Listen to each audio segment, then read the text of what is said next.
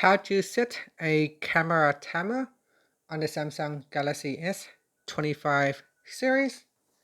First, tap on the home button to return back to the home screen. Then on the home screen, open up the camera app. Next, tap on the quick controls button.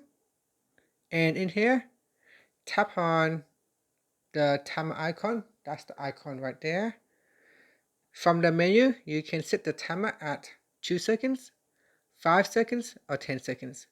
So here, if I select 2 seconds, you can see that when I tap on the shutter button, the camera will start to count down 2 seconds and then down to 0.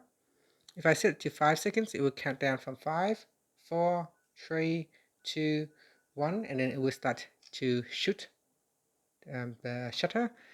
And that's it. That is how you can set the camera timer on the Samsung Galaxy S25 series. Finally, tap on the home button to return back to the home screen. And that's it. Thank you for watching this video. Please like and subscribe to my channel for more videos.